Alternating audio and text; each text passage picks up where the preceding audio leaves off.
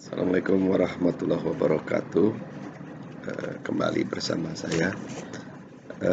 Bahasan kali ini yang akan dibahas adalah terkait dengan pengendalian tindakan. Namun sebelum itu, izinkan saya menjawab komentar atau pertanyaan dari rekan kami di Universitas Jenderal Sudirman. Beliau adalah Pak Sanyoto sebagai Sekretaris Satuan Pengawas Internal di Universitas Jenderal Sudirman. Beliau mengomentari terkait dengan motivasi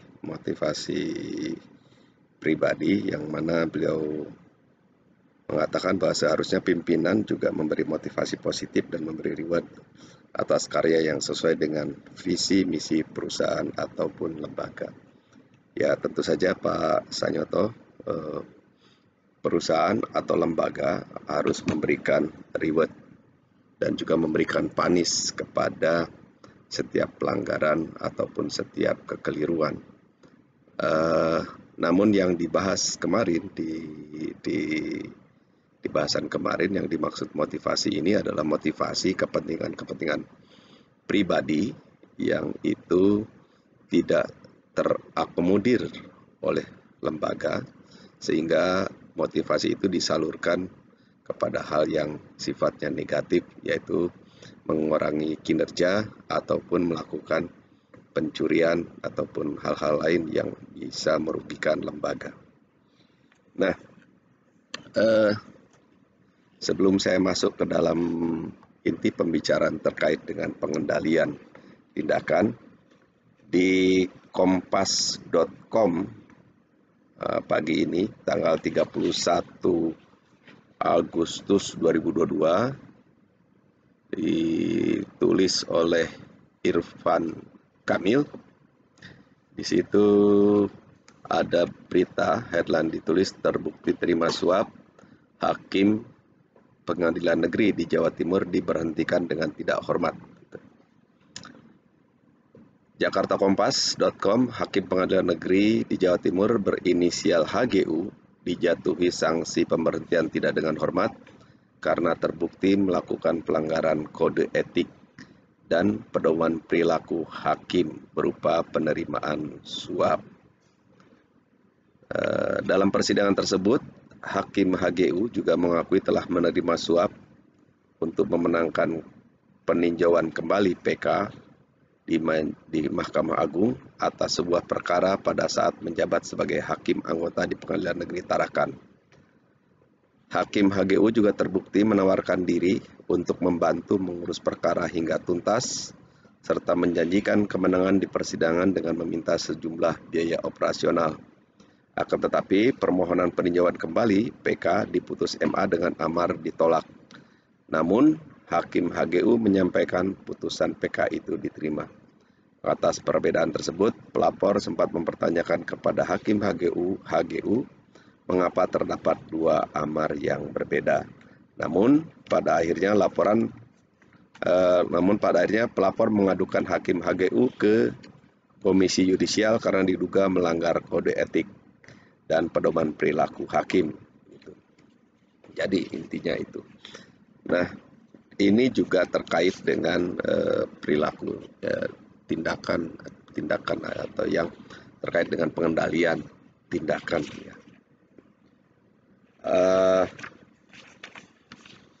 Dari tulisan ini gitu ya, ada dua hal ya yang harus dilihat, bahwa setiap karyawan, pegawai, baik itu hakim, auditor, pegawai biasa ataupun yang menjabat di dalam jabatan struktural, seharusnya ada hal yang bisa mengendalikan perilaku setiap orang yang ada di dalam organisasi. Pembatasan perilaku itu merupakan pengendalian yang sifatnya bersifat negatif atau memaksa. Nah, pembatasan perilaku itu membuat karyawan ataupun orang yang ada di dalam organisasi mustahil atau setidaknya lebih sulit untuk melakukan hal-hal yang seharusnya tidak dilakukan. Seperti tadi hakim tadi menerima suap gitu, atau menerima gratifikasi. Nah, ini ada nggak pengendalian di di kehakiman itu terkait dengan perilaku seperti itu? Nah, di situ sudah ada pengendaliannya dengan adanya kode etik. Nah, pembatasan dapat dilakukan secara fisik maupun administratif gitu. Secara fisik mungkin kalau di perusahaan itu atau di kantor, di lembaga itu biasanya bersifat misalnya ruangan tertentu dikunci. Tidak semua orang bisa mengakses masuk ke dalam ruangan itu. Kunci di ruangan itu biasanya kalau tidak menggunakan fingerprint, menggunakan kode digital tertentu gitu sehingga orang tidak bebas keluar masuk gitu ya. Kemudian bisa juga misalnya pembatasan fisik itu dalam penggunaan komputer, hal-hal tertentu menggunakan password gitu ya, kode tertentu. Kemudian kalau administrasi, pembatasannya untuk melakukan misalnya tidak seluruh kegiatan atau seluruh kegiatan itu dilakukan oleh satu orang, tetapi harus dibagi, ada pemisahan tugas. Jadi hanya porsi tertentu yang dikuasai dan dilakukan oleh seorang pegawai sedangkan porsi lain harus dilakukan oleh pegawai lain. Nah, di setiap fase tindakan, fase proses di dalam proses bisnis itu kan tindakan bertahap-tahap. Ketika akan melakukan sesuatu, misalnya ada semacam aturan yang disebut dengan pratindakan. Pratindakan ini semacam pertanyaan mengenai misalnya meminta persetujuan, menyetujui tindakan ini dilakukan atau tidak dilakukan gitu ya. Seperti kalau di dalam komputer itu kita mau menghapus, pasti komputer itu akan bertanya, apakah Anda yakin file ini akan dihapus? Apakah Anda yakin misalnya file ini akan disimpan dan sebagainya seperti itu. Nah, itu seperti itu dalam hal tindakan secara fisik dan administrasi gitu ya. Namun sebenarnya tindakan yang harus dilakukan adalah membangun budaya kerja ya, membangun budaya etika yang baik di lingkungan kerja. Ada perbedaan misalnya antara etika dengan kode etik gitu. Kalau etika itu adalah himpunan atau gabungan dari sekian banyak nilai-nilai gitu ya. Kalau di dalam kantor atau lembaga itu, dulu saya waktu membicarakan terkait membangun budaya atau etika lingkungan kerja itu bahwa etika itu dibangun atas beberapa nilai atau pemahaman beberapa atau banyak orang sehingga disepakati apa yang dianggap baik dan apa yang dianggap tidak baik, apa yang dianggap benar dan apa yang dianggap salah gitu ya. Itu terkait dengan etika. Etika itu misalnya terkait dengan bagaimana perilaku sopan santun seorang atasan terhadap bawahan, seorang bawahan kepada atasan, seorang bawahan kepada rekan kerja, atasan atau sesama atasan gitu ya. Atasan atau kepada orang lain, kepada orang yang di luar organisasi atau perusahaan, kepada pelanggan dan sebagainya. Itu terkait dengan etis gitu ya. Etis itu tidak hanya juga mengatur terkait dengan perilaku pekerjaan, tetapi juga etis itu terkait juga mengatur terkait dengan perilaku hubungan sesama orang di dalam suatu organisasi atau di dalam suatu masyarakat gitu ya. Terkait dengan sopan dan tidak sopan gitu ya, terkait baik dan tidak baik gitu. Nah, kenapa etika itu merupakan nilai-nilai yang dihimpun dari beberapa orang atau beberapa orang yang ada di dalam organisasi? Karena seperti saya pernah bahas bahwa ketika orang-orang masuk ke dalam suatu perusahaan atau masuk ke dalam suatu organisasi, masuk menjadi pegawai lembaga pemerintah, semua orang itu sudah di dalam mindset, di dalam kepalanya sudah membawa nilai-nilai budayanya masing-masing, membawa latar belakang pendidikannya masing-masing, membawa terkait dengan nilai agamanya yang dipunyai. Jadi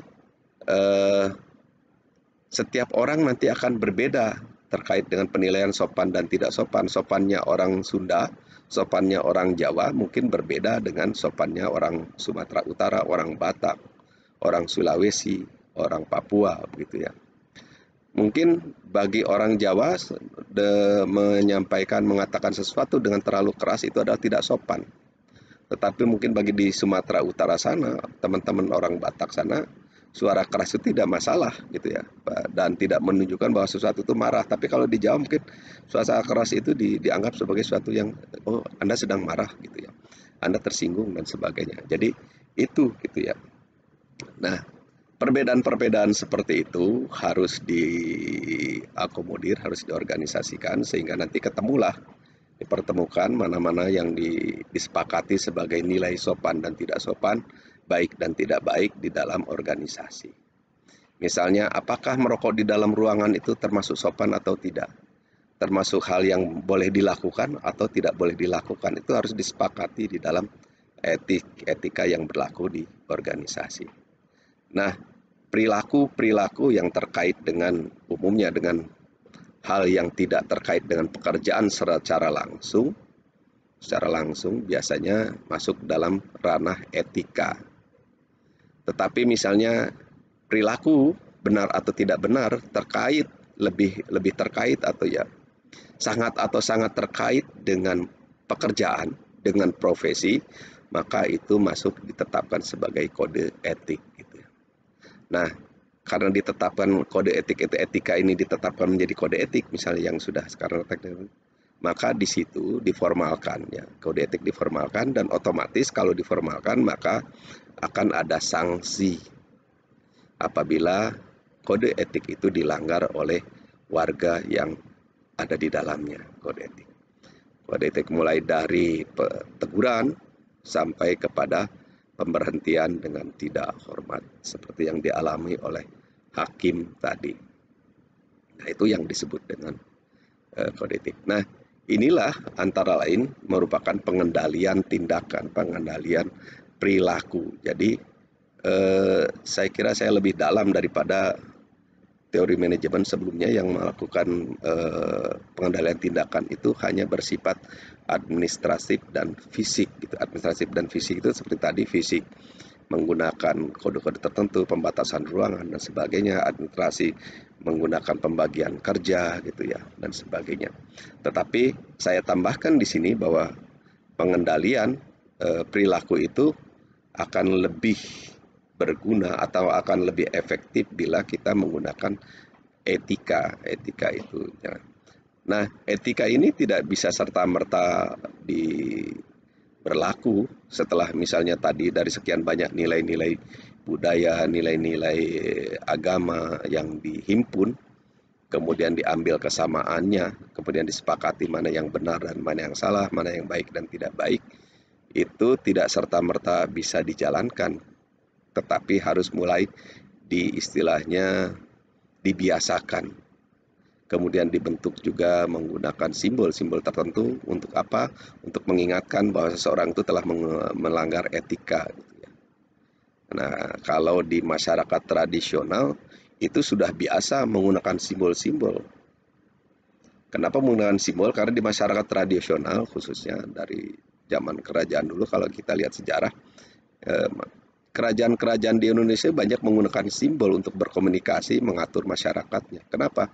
Karena masyarakat pada umumnya dulu itu buta huruf, tidak bisa membaca dan menulis.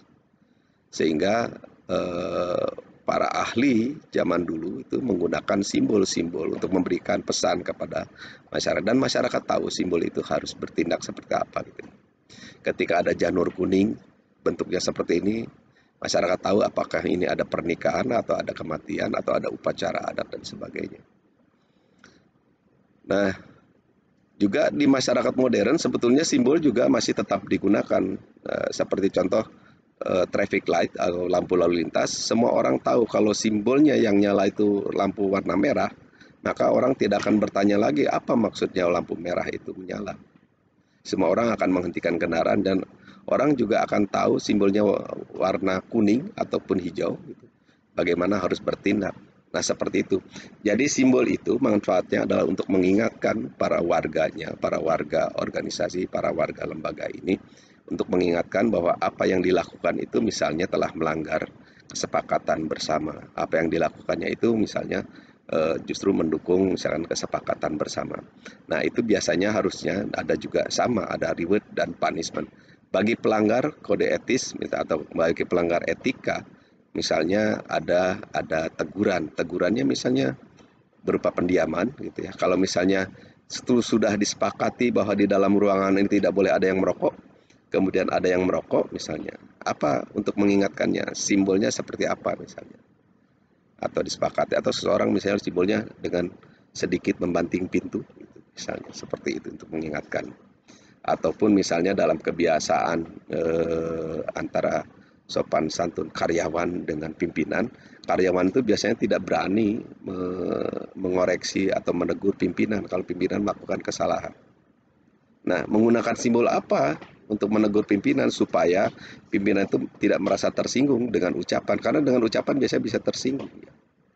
Nah, misalnya kalau pimpinan melakukan kesalahan, nah B itu apa, yang suka buat air, office boy yang suka buat air minum di kantor tuh, buatkan pimpinan tuh air kopi misalnya tanpa gula, yang sangat pahit gitu ya, suguhkan kepada pimpinan. Kalau pimpinannya, kalau ini simbol ini sudah disepakati, misalnya pimpinan mengerti, oh kok ini kopi saya pahit atau teh saya ini kok tidak ada gulanya. Kemudian berpikir, oh ya berarti apa yang keliru, apa yang saya lakukan. Gitu. Nah, itu seperti tegurannya gitu ya. Berbeda kalau dengan lisan, biasanya orang ada yang menerima dan ada yang tidak. Tetapi dengan simbol-simbol di masyarakat tradisional sudah biasa orang menerima itu, gitu. Diingatkan dengan cara itu. Dan orang tahu dampaknya apabila misalnya etis itu dilanggar, gitu ya. Pada masyarakat tradisional kalau etika dilanggar biasanya ada yang melanggar itu harus keluar dari kampung situ, dari kampungnya, dan jadi hidup di luar kampung gitu. Seperti itu. Baik, itu mungkin yang bisa saya sampaikan. Mohon komentar dan like-nya gitu. Semoga bisa bermanfaat. Wassalamualaikum warahmatullahi wabarakatuh.